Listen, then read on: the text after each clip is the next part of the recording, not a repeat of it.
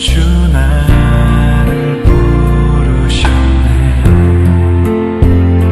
주의 영광 위해 모든 사람 이끄소서.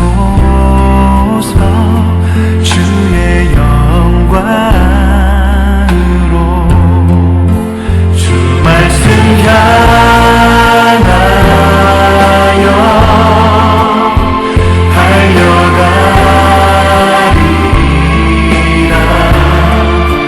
힘도 아니 능도 아니 오직 성령으로 주 얼굴 향하여.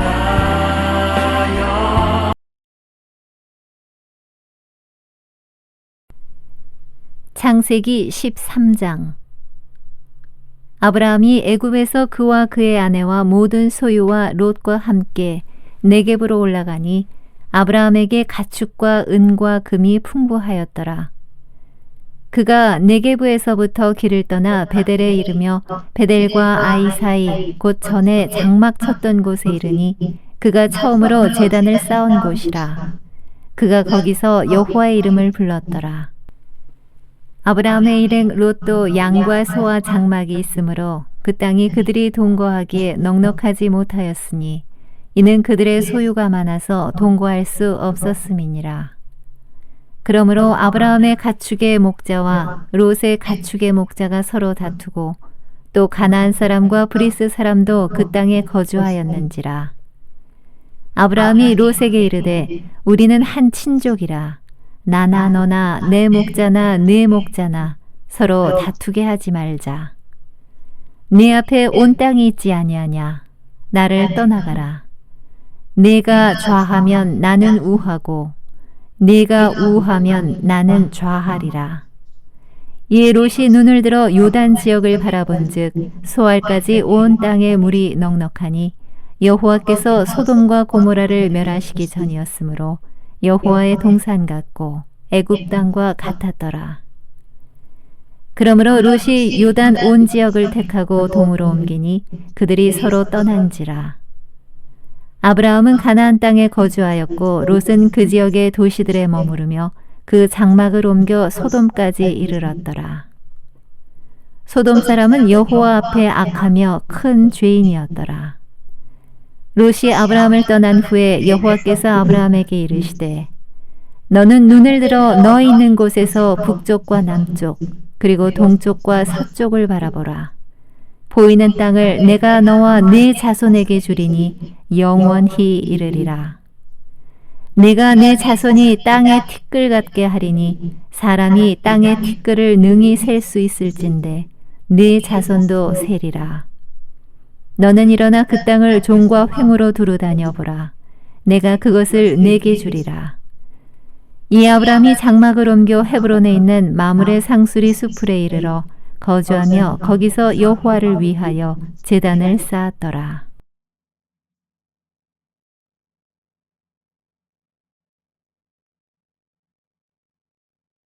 네, 여러분들 안녕하세요.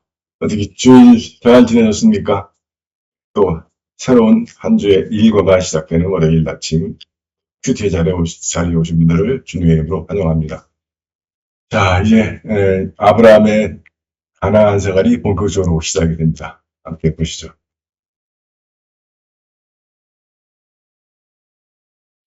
무엇이 쓰여 있는가? 이거 뭐 언제 어디서 이렇게 하셔도 좋은데 뭐 굳이 그렇게까지 갈 필요 없겠죠. 중요한 포인트는 늘어난 살림으로 롯과 아브라함이 분가하다. 그런 얘기. 근데 아브라함이 한 게 더 없잖아요.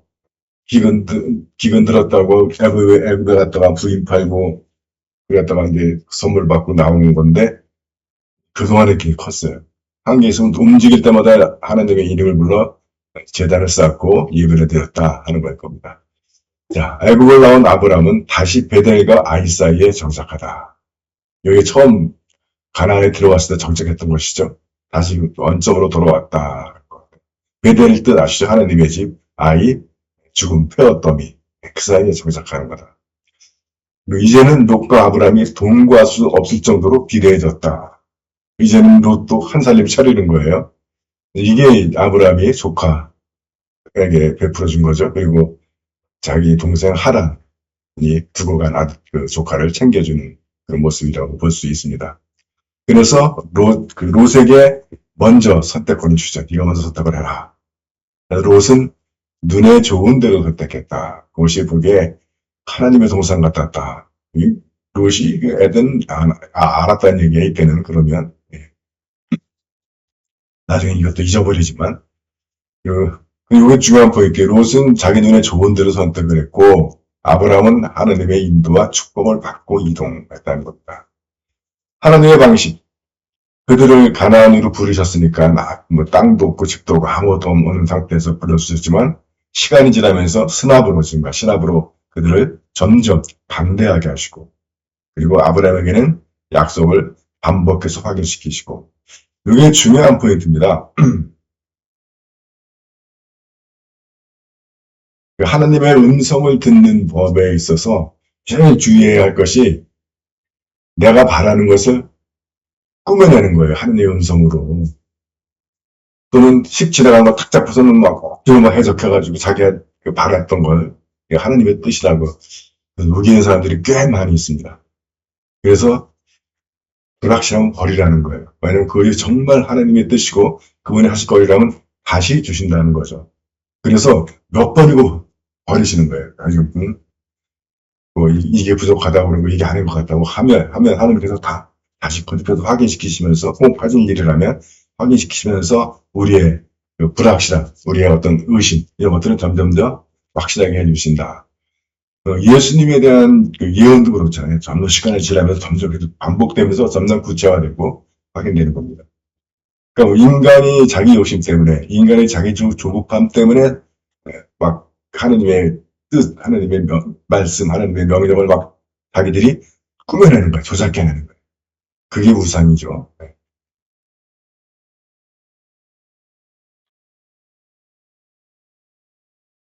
그것은 무슨 의미인가? 기근과 애굽 사건을 경험한 후 다시 원점으로 복귀. 초심 회복, 다시 제 원래의 자리로 돌아가서 다시 출발해야 된다는 거죠. 원래의 자리는 어디입니까? 하나님 앞이죠. 우리에게 십자가 앞이 되겠죠. 그들은 한계 없는데도 동거하기 힘들 정도로 성장했다. 이게 하나님의 뜻에 따라 움직일 때 이런 일이 벌어지는 거죠. 그래서 그 시편인가 저기 보면 하나님이 사랑하는 사람은 잠잘 때에도 성장하게 한다. 그런 말씀이 나와요. 그런 일이 일어나야 되는 거죠. 분가에 앞서 롯에게 우선권을 주는 아브라함. 이 정도, 물론 그 하란을 생각하고 조카를 배려해서 하는 건데 이 정도의 여유가 믿는 사람이 있어야 하지 않을까. 어차피 하나님이 나를 축복하시고 어차피 하나님이 나를 사랑하시고 한다면 그래 내가 뭐 양보할게 네가 해볼 때는 해봐. 뭐 이 정도는 해야 이게 믿는 사람 아닙니까? 근데 오늘날 교회에서 뭐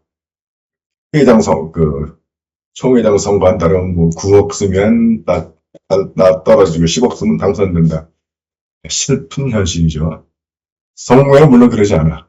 근데 돈이 없어서 못 그러는 거야. 하고는 싶은데. 다음에 눈에 좋은 대로 소돔을 선택한 롯. 그리고 하나님의 인도를 따라 헤브론의 마무리 상수리 나무 지역을 선택한 아브라함. 마무리 상수리 나무. 상수리. 이건 굉장히 유명한 나무죠. 십자가 이전에는 이 나무가 제일 유명할 거예요. 약속의 나무이기도 하고 상징적인 나무이기도 하고. 적용. 그것은 내게 무슨 의미인가? 딜레마에 빠졌을 때 내가 선택할 수 있는 것. 그것은 원점이고 초심이다. 하나님의 첫 명령, 하나님의 음성.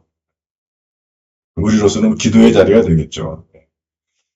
그래서 딜레마에 빠졌을 때는 기도의 자리로 와야 된다. 근데 어려움을 만나면 교회를 안 나와. 거꾸로 가고 있는 거죠. 저희 같은 사람들이 잘못 가르쳐서 그런데 이게 참 서글픈 현실입니다. 곤경에 빠질 때가 하나님이 필요할 때고 그때가 하나님 앞으로 나와야 할 텐데 그러면 창피하다고 교회를 안 나와요. 뭔가 교회가 잘못 가고 있는 겁니다. 즉 건강한 사람들, 의인들이 교회에 나오고 환자와 죄인들과 문제 있는 사람들이 교회를 떠나요. 그럼 이게 예수님의 교회가 아닌 거잖아. 반대가 돼야 되잖아요. 꼭 반대가 아니라 다 모여야 하는 거지만 특히 문제 있는 인생들이 주님 앞으로 나와야 되는데 오히려 그러니까 교회가 세상 일들을 자랑하는 장소가 되어 있다는 얘기예요. 얼마나 좋은 직장을 가지고 있고 좋은 월급을 타고 좋은 집, 좋은 차 타고 이거 자랑하다 보니까 문제 발생하면 교회를 안 나오는 거예요. 물론 자랑하진 않죠. 근데 인간 사회다 보니까 어쩔 수 없이 서로가 비교를 하게 되고 다른 사람 눈치를 보게 되고 그래서 그런 교회는 잘못 가는 교회입니다. 제가 늘 좋아하는 게 교회는 목욕탕 같은 교회다. 옷을 벗어야 되는 교회다. 그래서 내 몸에 뭐 점이 있고 뭐 흉터가 있고 뭐 이런 것들을 다 옷을 벗어도 부끄럽지 않아야 되는 거예요. 목욕탕처럼.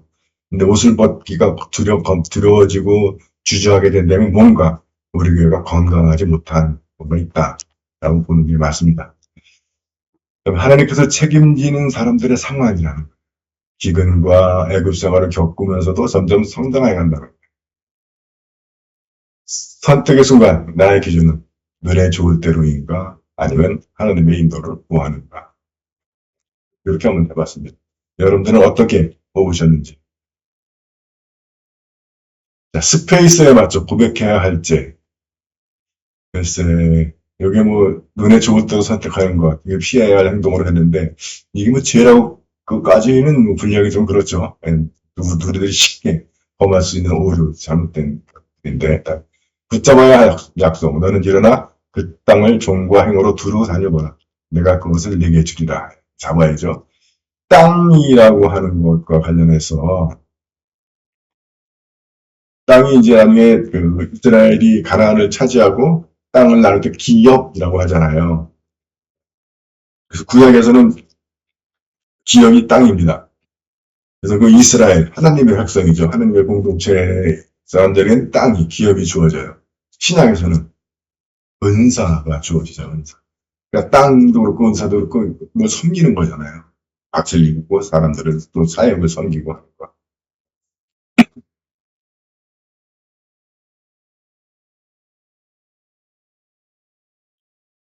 그래서 그 땅을 내가 주리라 하는 것을 사역을 주리라. 우리가 어떤 섬기고 기도의 대상, 전도의 대상, 또 헌신의 영역 이것들을 우리가 땅이라고 보시면 좋을 것 같아요. 기업 또는 이것을 섬기게 하기 위해서 은사까지 볼 수 있습니다. 순종해야 할 명령. 너는 눈을 들어 너 있는 곳에서 북쪽과 남쪽 그리고 동쪽과 서쪽을 바라보라. 보이는 대로 다 주신다는 거예요. 그러려면 더 높이 올라가야 되겠죠. 네. 그래야 훨씬 더 멀리 볼 수 있을 테니까. 그래서 믿음의 높은 곳까지 올라가야겠다. 본받아야 할 모범. 로색의 우선권을 양보하는 모습. 그리고 하느님의 인도를 기다리는 모습. 그리고 마무리에서도 제단을 쌓는. 움직이는 곳마다 제단을 쌓고 있죠. 뭐 아브라함의 믿음이 좋아서도 이게도 하지만 아무것도 없는 곳에서 그냥 하느님의 명령만 받고 갔으니까 그거 할 수 있는, 의지할 수 있는 건 하나님밖에 없죠. 그냥 기도할 수밖에 없는 거야. 그런 면에서 이렇게 의지할 데가 없고 아비의 친척 집과 재산을 다 떠나는 것은 영적으로 이런 겁니다. 우리라고 하여금 하나님을 의지하게 하고 기도하게 하고 그러니까 가나안으로 떠나는 것 출애굽하는 것 똑같은 거예요. 출애굽. 그러면 어디로 가요? 광야로 가죠. 광야가 아무것도 없는 땅 아니야. 그러니까 광야 생활 자체도 하나님 외엔 의지할 것이 없는 곳이에요. 예수님도 나를 따라오너라 하잖아요. 짙도 던도 없는 양반이. 그러니까 결국 예수님을 따라간다는 얘기는 모든 걸 놓고 오직 예수님만 의지할 수밖에 없는 상황이 되는 거죠. 근데 그게 세상적으로, 육체적으로는 고달플 수 있어도 영적으로는 그때가 가장 건강할 때라는 거. ABCD에 맞죠. 점점 강대해지는 아브람. 저는 그렇게 잡아봤습니다. 제목을. 감명 깊은 구절. 그 땅이 그들이 동구하기에 넉넉하지 못하였으니 이는 그들의 소유가 많아서 동구할 수 없었음이니라. 예. 그래서 이 사이에 이렇게 성장하고 있구나 하는 겁니다. 중요한 거죠. 너는 일어나 그 땅을 종과 행으로 두루 다녀보라. 내가 그것을 내게 주리라. 이렇게 뽑아봤습니다. 오늘의 과제는 창세기 14장. 여기는 아주 재미난 이야기들이 많이 나옵니다. 잘 좀 묵상하시면 좋을 것 같습니다. 창세기 14장. 당시에 시날 왕 아므라벨과 엘라살 왕 아리옥과 엘람 왕 그돌라오멜과 고임 왕 디다리, 소돔 왕 베라와 고모라 왕 비르사와 아드마 왕 시납과 스보임 왕 세메벨과 벨라 곧 소알 왕과 싸우니라. 이들이 다 시딤 골짜기 곧 지금의 염해에 모였더라. 이들이 12년 동안 그돌라오멜을 섬기다가 제13년에 배반한지라. 제14년에 그돌라오멜과 그와 함께한 왕들이 나와서 아스트롯 가르나임에서 르바 족속을, 함에서 수스 족속을, 사회 기랴다임에서 엠 족속을 치고 호리 족속을 그산 세일에서 쳐서 광야 근방 엘바란까지 이르렀으며 그들이 돌이켜 엠미스밭 곧 가데스에 이르러 아멜렉 족속의 온 땅과 하사 손다말에 사는 아모리 족속을 친지라. 소돔 왕과 고모라 왕과 아드마 왕과 스보임 왕과 벨라 곧 소알 왕이 나와서 시딤 골짜기에서 그들과 전쟁을 하기 위하여 진을 쳤더니 엘람 왕 그돌라오멜과 고임 왕 디달과 시날 왕 아므라벨과 엘라살 왕 아리옥 네 왕이 곧 그 5 왕과 맞서니라. 시딤 골짜기에는 역청구덩이가 많은지라. 소돔 왕과 고모라 왕이 달아날 때 그들이 거기 빠지고 그 나머지는 산으로 도망하매 네 왕이 소돔과 고모라의 모든 재물과 양식을 빼앗아가고 소돔에 거주하는 아브라함의 조카 롯도 사로잡고 그 재물까지 노략하여 갔더라. 도망한 자가 와서 히브리 사람 아브라함에게 알리니 그때 아브라함이 아모리 족속 마므레 상수리 숲을 근처에 거주하였더라. 마므레는 에스골의 형제요 또 아넬의 형제라. 이들은 아브라함과 동맹한 사람들이더라. 아브라함이 그의 조카가 사로잡혔음을 듣고 집에서 길리고 훈련된 자 318명을 거느리고 단까지 쫓아가서 그와 그의 가신들이 나뉘어 밤에 그들을 쳐부수고 다메섹 왼편 호바까지 쫓아가 모든 빼앗겼던 재물과 자기의 조카 롯과 그의 재물과 또 부녀와 친척을 다 찾아왔더라. 아브라함이 그돌라오멜과 그와 함께한 왕들을 쳐부수고 돌아올 때 소돔 왕이 사회 골짜기 곧 왕의 골짜기로 나와 그를 영접하였고 살렘 왕 멜기세덱이 떡과 포도주를 가지고 나왔으니 그는 지극히 높으신 하나님의 제사장이었더라. 그가 아브라함에게 축복하여 이르되 천지의 주제이시오 지극히 높으신 하나님이여 아브라함에게 복을 주옵소서. 너희 대적을 내 손에 붙이신 지극히 높으신 하나님을 찬송할지로다 하매 아브라함이 그 얻은 것에서 10분의 1을 멜기세덱에게 주었더라. 소돔 왕이 아브라함에게 이르되 사람은 내게 보내고 물품은 네가 가지라. 아브라함이 소돔 왕에게 이르되 천지의 주제이시오 지극히 높으신 하나님 여호와께 내가 손을 들어 맹세하노니 내 말이 내가 아브라함으로 치부하게 하였다 할까하여 네게 속한 것은 실 한 오락이나 들매끈 한 가닥도 내가 가지지 아니하리라. 오직 젊은이들이 먹은 것과 나와 동행한 아넬과 에스골과 마므레의 분깃을 제할지니 그들이 그 분깃을 가질 것이니라.